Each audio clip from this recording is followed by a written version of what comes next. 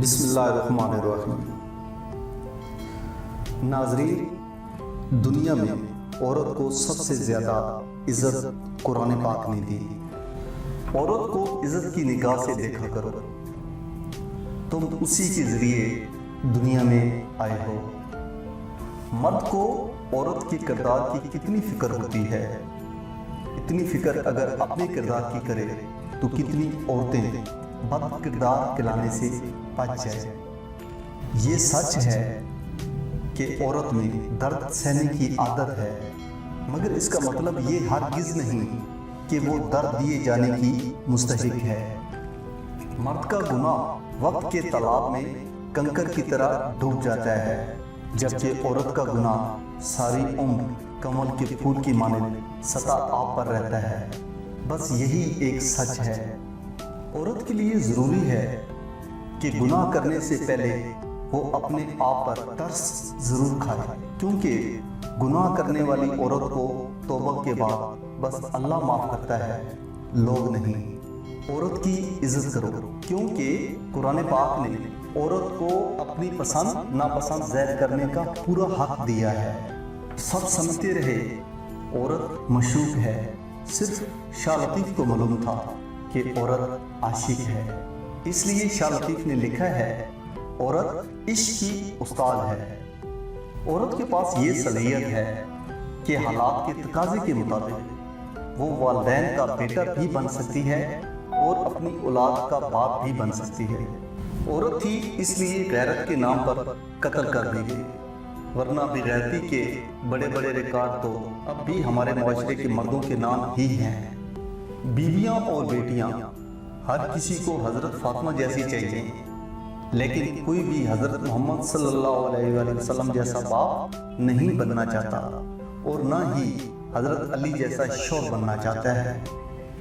عورتیں اپنا فیصلہ خود نہیں لے سکتی، عورت اپنے لیے پسند کا ماحول نہیں بنا سکتی، عورت خود کو بے گناہ ثابت نہیں کر سکتی سوائے اللہ پر معاملہ چھوڑنے کے۔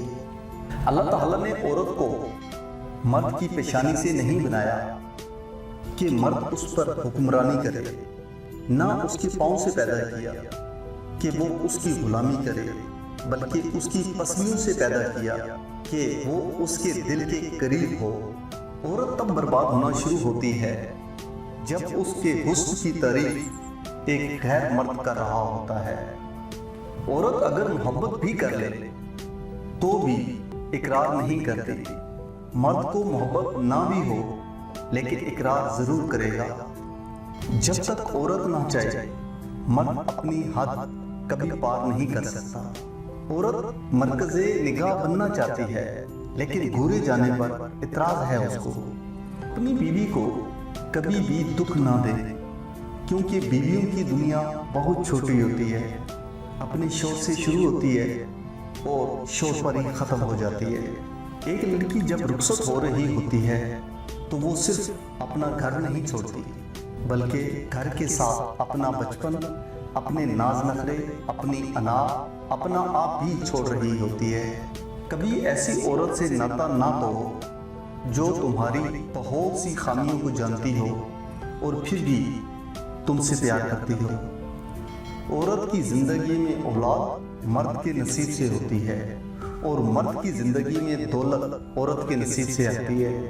لیکن عجب بات یہ ہے کہ جب دولت نہ ہو تو عورت آنکھ پھیر لیتی ہے، اور بے اولاد عورت کا شوہر دوسری شادی کا خواب دیکھنے لگتا ہے۔ عورت کی محبت کا کوئی ثانی نہیں، مرد کی خوشی کے لیے اپنی خواہشات اور عادات بھی مرد کی پسند کے مطابق کر لیتی ہے۔ میاں بیوی کا رشتہ بہت خوبصورت سا ہوتا ہے۔ اس رشتے میں بغض نہیں ہوتا، کبھی لڑائی، کبھی محبت، کبھی ناراضگی، کبھی درگزر۔ عورت کے اندر ہر مرد کے ساتھ رہنے کی چاہت نہیں ہوتی، اور جس کے ساتھ رہنے کی چاہت ہو پھر عورت کسی اور کا سایہ بھی خود پر برداشت نہیں کرتی۔ عورت کو محبت کم دو گے تو وہ سمجھوتا کر لے گی، لیکن عزت نہیں دو گے تو وہ اندر سے مر جائے گی۔ لاکھ کوشش بھی کر لو وہ دل تک پہنچنے نہیں دے گی۔ عورت کا اونچا لہجہ کبھی مرد کو پسند نہیں آتا، یہ تو عورت ہے جو مرد کے اونچے لہجے کو اس کی مردانگی سمجھ کر برداشت کر لیتی ہے۔ عورت کو بس پیار والی زبان سمجھ آتی ہے۔ پیار، عزت، نرمی اور محبت سے بول کر دیکھو، وہ اپنا سب کچھ قربان کر دے گی۔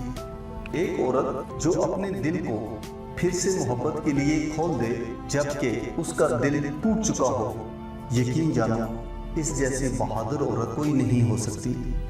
ایک خوبصورت اور باکمال عورت وہ ہے جس سے آپ دنیا کے ہر موضوع پر بات کر سکیں، لیکن اسے اپنی حدود معلوم ہو اور آپ کو وہ حدود بتانے کی ہمت رکھتی ہو۔ پھر اس کے علاوہ کوئی چارہ نہیں رہ جاتا کہ آپ صرف اور صرف اس کی عزت کریں۔ تھینک یو سو مچ ناظرین، امید کرتا ہوں کہ یہ ویڈیو آپ کو پسند آئی ہوگی۔